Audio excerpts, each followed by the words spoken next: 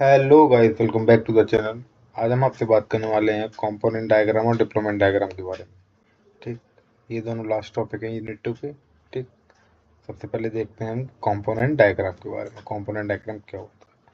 जैसे कि इससे पहली वीडियो में हमने कंपोनेंट के बारे में डिस्कस किया था कि पर्टिकुलर कंपोनेंट होता क्या है। अब उसका जस्ट एक्सटेंडेड मान लीजिए कंपोनेंट डायग्राम। कुल मिला के बस अपने दिमाग में ये रखिए, कंपोनेंट डिजाइन हो गए। अब उन कंपोनेंटों को एक पर्टिकुलर एक मैनर में लगाना है। मैनर में लगाने के बाद सामने वाले आदमी को दिखाना है। दिखाओगे कैसे? ग्राफिकली दिखाओगे। ठीक, तो ग्राफिकली दिखाने के लिए आपको एक डायग्राम तो बनाना पड़ेगा, और वो जो डायग्राम बनाओगे वो डायग्राम होगा कंपोनेंट डायग्राम। ठीक, तो component diagram are one of the two kind of diagram found in modelling physical aspect of object oriented system. ये क्या फिजिकल एस्पेक्ट को वो एक तरीके से कंप्लीट करता है ऑब्जेक्ट ओरिएंटेड सिस्टम के अंदर। फिजिकल एस्पेक्ट जैसे पर्टिकुलर फिजिकल एस्पेक्ट यो चीज रिप्लेसेबल हो। ऐसा कोई, जैसे पर्टिकुलर आपने कोई सॉफ्टवेयर डिजाइन किया, एक पर्टिकुलर कोड डिजाइन किया, उसका एक फिजिकल पार्ट। एक तरीके से आपको अगर बताऊं, जैसे हमने जो आर्किटेक्चर पढ़ा था यूएमएल का, उसके अंदर चार पार्ट पढ़े थे। उसमें से एक था इम्प्लीमेंटेशन व्यू। तो जो हम अब कंपोनेंट डायग्राम डिस्कस कर रहे हैं, ये एक तरीके से हम इम्प्लीमेंटेशन व्यू डिस्कस कर रहे हैं इसका। यहाँ पे प्रॉपर इम्प्लीमेंटेशन चल रहा है। ठीक, a component diagram show the organization and dependency among a set of component। एक से ज्यादा कंपोनेंट होते हैं। जो कंपोनेंट डायग्राम होता है, जो एक से ज्यादा कंपोनेंटों के बीच में रिलेशनशिप शो करता है। जस्ट छोटी सी बात है ये। You use component diagram to model the static implementation view. जैसा मैंने आपको बताया, implementation view of a system, ये चीज ये प्रोवाइड कराता है। This involves modeling the physical things that reside on a node such as executable, library, table, files and document।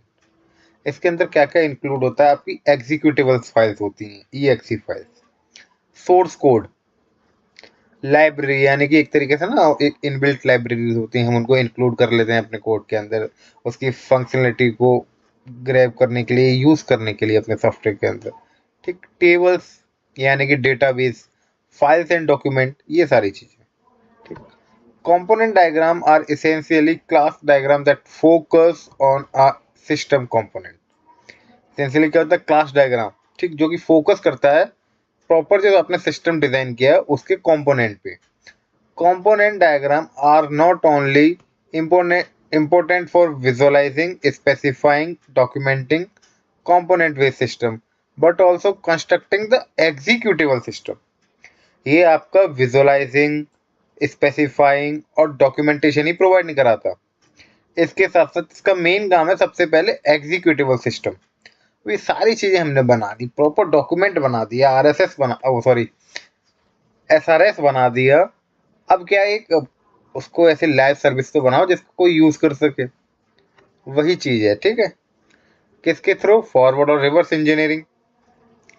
With UML, you use component diagram to visualize the static aspect of these physical component and their relationship, specify their details construction। एक तरीके से component diagram है। ये क्या है? आपका एक component है एग्जीक्यूटिव। ठीक, ये कलेक्शन है कितना? कुछ HTML फाइल्स का, कुछ DLL फाइल्स हैं, मतलब डेटाबेस की और नेटेंस की। इन सब का कलेक्शन कंबाइन कर दिया है, ढेर सारे कंपोनेंटों को कंबाइन कर दिया है। देन जब जाके ये पूरा क्या बना? एक कंपोनेंट डायग्राम बना। ठीक, टर्म्स एंड कॉन्सेप्ट में देखते हैं क्या है। टर्म्स एंड कॉन्सेप्ट में हमेशा की तरह आपको पता ही है कि जो जो टॉपिक हम पढ़ रहे हैं उसी की डेफिनेशन लिखते हैं। A component diagram show the set of component and their relationship. क्या दिखाता है? सेट ऑफ एक से ज्यादा कंपोनेंट और उनके बीच की रिलेशनशिप को दिखाता है क्या? Component diagram. Component diagram is a collection of vertices and arc. ठीक, common properties. A component diagram is just a special kind of diagram share the some common properties do all other diagram name and graphical content that are projection into the model। कुल मिला के वही common properties हैं जो हमारा component diagram होता है उसका भी कुछ नाम होते हैं, पर्टिकुलर उनका कोई काम होता है, उसको हम एक ग्राफिकली तरीके से रिप्रेजेंट करते हैं जिससे कि सामने वाला बंदा उसे समझ सके। कंटेंट के तौर पे देखें तो क्या क्या होता है कंपोनेंट डायग्राम के अंदर? कंपोनेंट होते हैं, इंटरफेसेस होते हैं। इंटरफेस यानी कि कम्युनिकेशन कराते हैं डिफरेंट कंपोनेंट के बीच में, डिपेंडेंसी दिखाई जाती है, जनरलाइजेशन, एसोसिएशन, रियलाइजेशन, यानी कि ये एक तरीके से कनेक्शन के नाम है। डिपेंडेंसी कैसे डिपेंड कर रहा है, जनरलाइज है या आपका वो स्पेसिफिकेशन है, एसोसिएशन है, क्या है? ठीक है। Like all other diagram, component diagram में कंटेंट नोट्स एंड कांस्टेंट, इसके भी नोट्स एंड कांस्टेंट होते हैं इस डायग्राम के। ठीक, अब देखते हैं इस कंपोनेंट डायग्राम को कॉमन यूज, क्या यूज रहता है। ठीक, तो first of all one by one discuss करते हैं। You use component diagram to model the static implementation view of a system. हम इससे क्या इसका स्टैटिक इम्प्लीमेंटेशन व्यू प्रोवाइड करा सकते हैं किसी भी सिस्टम का। This view primarily support the configuration management of the system parts and made up of components that can be assembled in various way to produce a running system। यानी कि proper एक configuration management किसी system की, यानी कि एक तरीके से आप कोई सर्विस या कोई भी प्रोजेक्ट तैयार कर रहे हो, उस प्रोजेक्ट के डिफरेंट डिफरेंट मॉड्यूल्स होते हैं। अगर किसी एक में पर्टिकुलर प्रॉब्लम है तो हम उसको कॉन्फ़िगर करेंगे ना, उसी तरीके से कॉन्फ़िगरेशन मैनेजमेंट। ठीक, when you model the static implementation view of a system, you will typically use the component diagram in one of four ways। तो four ways को देखते हैं। सबसे पहला है to model the source code. To model the source code, to model the source code से मतलब है आप कोई भी कोड XYZ किसी भी लैंग्वेज में और कोई भी कोड करने के लिए एक IDE तो यूज करते होंगे, इंटीग्रेटेड डेवलपमेंट एनवायरनमेंट, जिसमें अपना कोड लिखते हो। ठीक, तो आप ये तो है नहीं है कि पर्टिकुलर आपने एक फाइल बना ली तो सारे कोड उसी के अंदर लिखे जा रहे हो कुछ भी सही, चाहे एरे का सही, चाहे लिंक लिस्ट का सही, चाहे स्टैक का सही, चाहे क्यू का सही, चाहे ग्राफ का सही, चाहे ट्री का सही। ऐसा तो होता नहीं है। आप प्रॉपर एक फोल्डर, सब फोल्डर, किसी मतलब एरे का फोल्डर बनाया, उसके अंदर एरे की प्रॉब्लम की, फिर आपने एक ट्री का फोल्डर बनाया, एक ट्री की प्रॉब्लम की। इस तरीके से क्या है, आप एक मॉडल, प्रॉपर एक मॉडल रहता है इसके अंदर सोर्स कोड का। ठीक, उसी मॉडल की बात की जा रही है यहाँ पे। With the most contemporary object oriented programming language, you will cut code using integrated development environment that store your source code in the file. समझ रहे हैं? You can use component diagram to model the configuration management. वही जो मैंने आपको बताया था कि कॉन्फ़िगरेशन देखा जाता है इसमें। ठीक, to model the executable release. अब यही नहीं कि मेरे सभी चीजों को एक प्रॉपर मैनेजमेंट में रखने से वो लाइव सर्विस हो जाएगी, नहीं। अब उस सर्विस को मैं लाइव करूंगा, लाइव करने से मतलब है कि उसको ऐसा यूजेबल फॉर्मेट में लेके आऊंगा जिसको और बंदे भी यूज कर सके। अभी तक मैं उसे यूज कर रहा हूँ ऐसा लोकली मशीन पे, ग्लोबली उसके लिए बनाऊंगा। ठीक है, तो उसको क्या करना पड़ेगा, एग्जीक्यूट करना पड़ेगा। बिना एग्जीक्यूट के पहले उसे ग्लोबल थोड़ी बना सकते हैं। A release is a relatively this point, a release is a relatively complete and consistent set of artifacts। artifact का मतलब होता है software delivered to an internal or external user। ठीक, in the context of component, a release focus on the part necessary to deliver a running system। when you model a release using component diagram, you are visualize, specify and documenting that decision about the physical part that constitute your software, that is its deployment component। ठीक, ये थोड़ा सा point deployment component, इसका मतलब ये सारी चीजें करने के बाद आप क्या करते हो, डिप्लॉयमेंट करते हो, डिप्लॉयमेंट कंपोनेंट बनाते हो उसको। ठीक, अब आता है third one, to model a physical database. To model a physical database मतलब कुल मिला कुछ नहीं होता, हम जो भी डेटाबेस, जिस प्रकार का भी डेटाबेस यूज कर रहे हैं, चाहे तो वो आपका रो कॉलम वाला हो या सिंपल रॉ डेटा वाला हो, यानी कि एक तरीके से एसक्यूएल वाला हो या नो एसक्यूएल हो। ठीक, सिक्वल, उस तरीके से उसके लिए आप यहाँ पे स्कीमा तैयार कर रहे हो, सिर्फ उसका model. think of a physical database as the concentrate realization of a schema. Schema क्या होता है? एक फॉर्मेट होता है जिसके अंदर आप अपने डेटा को स्टोर करोगे डेटाबेस में।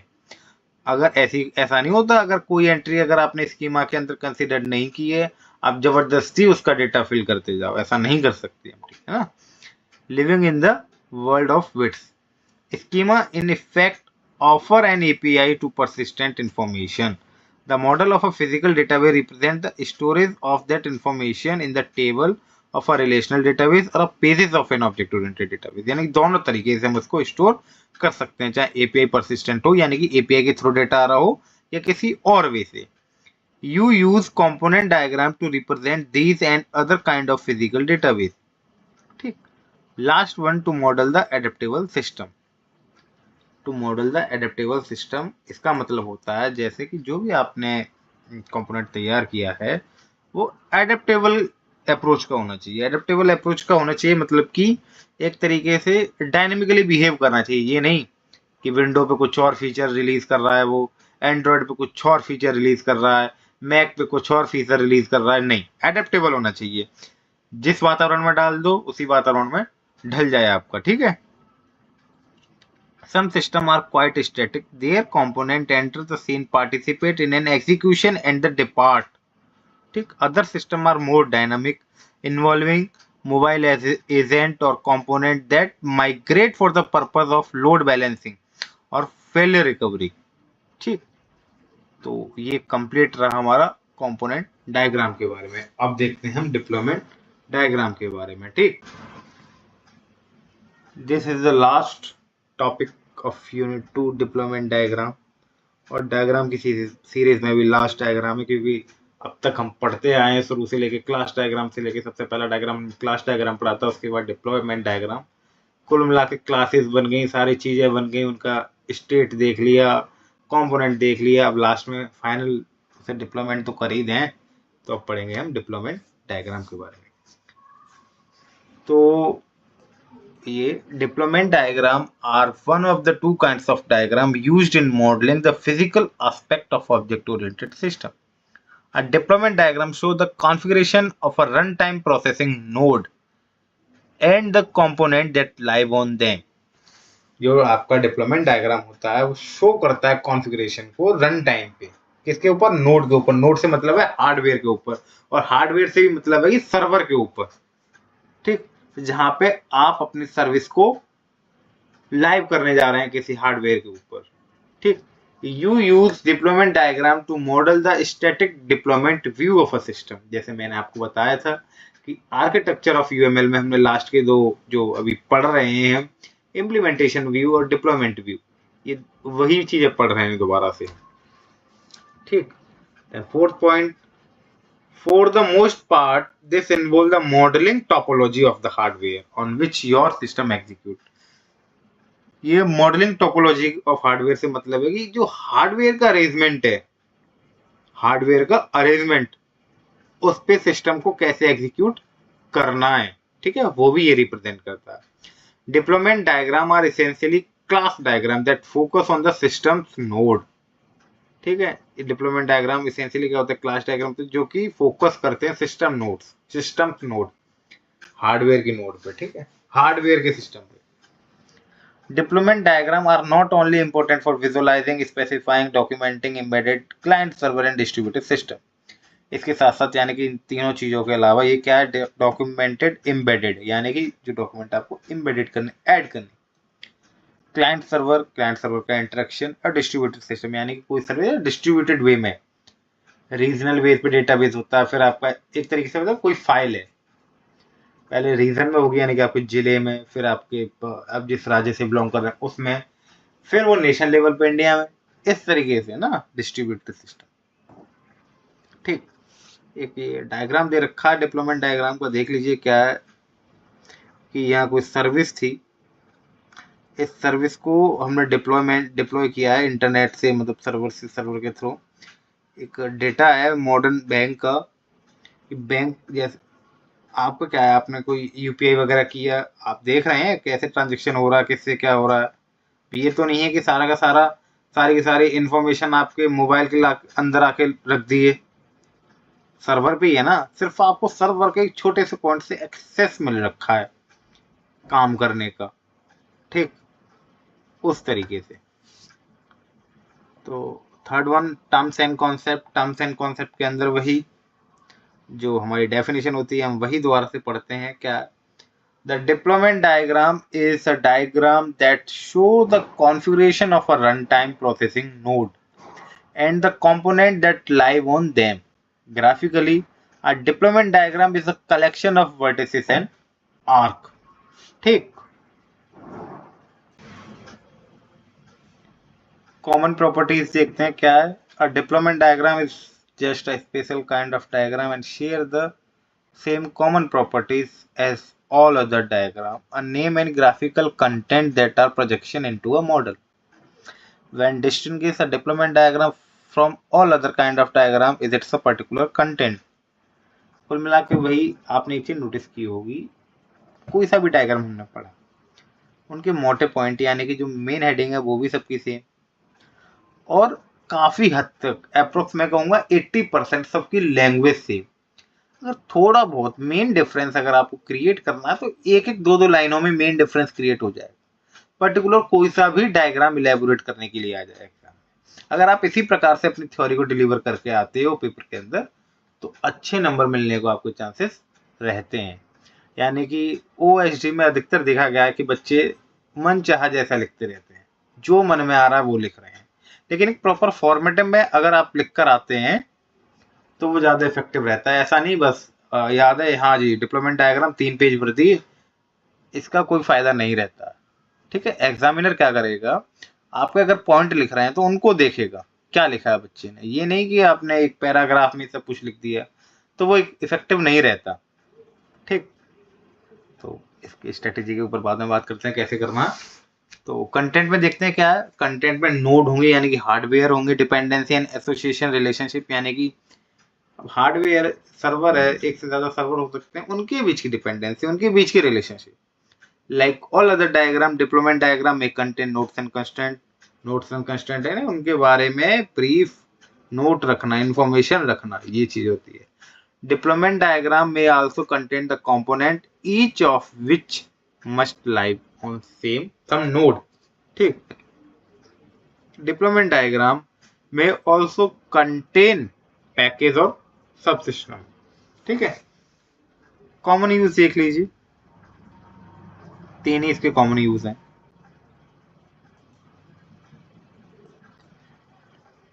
When you model the static deployment view of a system, you will typically use deployment diagram on a 3 way।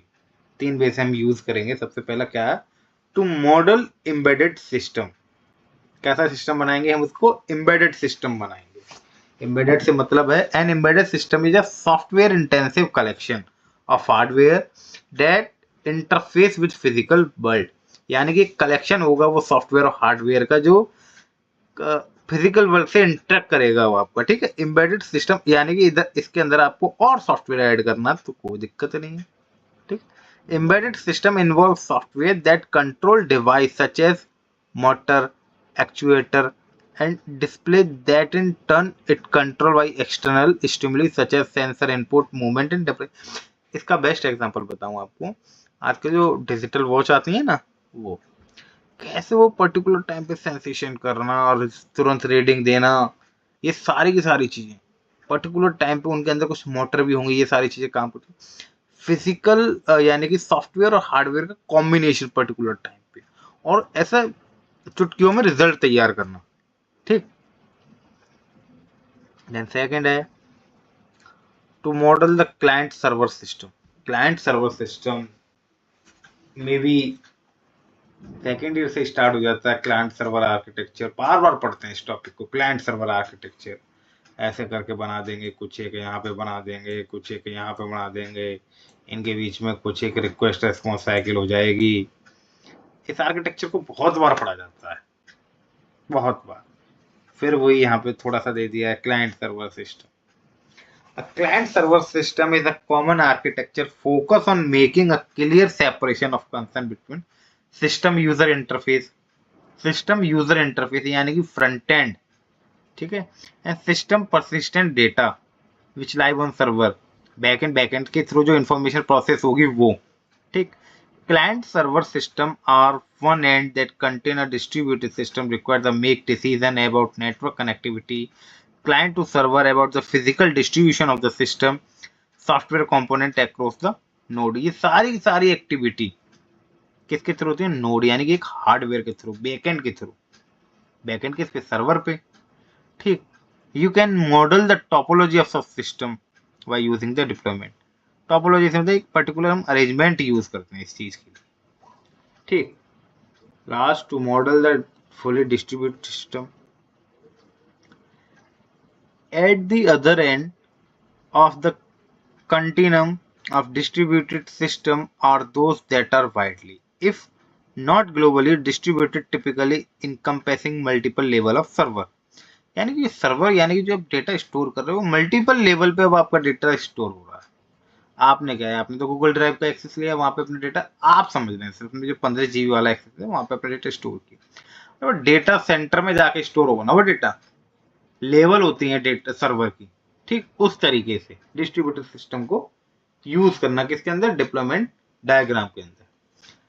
तो इसी के साथ साथ आपकी यूनिट 2 यहाँ पे खत्म होती है, ठीक। और मैं बताऊं आपको कि ऑब्जेक्ट ओरिएंटेड सिस्टम डिजाइन का मेजरली पोर्शन इसके साथ साथ खत्म भी होता है यहाँ पे, ठीक। ये दोनों यूनिट अपने आप में बहुत लेंदी और बहुत स्कोरिंग यूनिट है, प्रॉपर थ्योरेटिकल यूनिट है। आप कुछ भी लिख सकते, कुछ भी से मतलब है कि रेलेवेंट कंटेंट तो काफी लिख सकते हैं इन यूनिटों से, ठीक। इसके नोट्स जल्दी आपको इस वीडियो के साथ प्रोवाइड करा दिए जाएंगे। Thank you.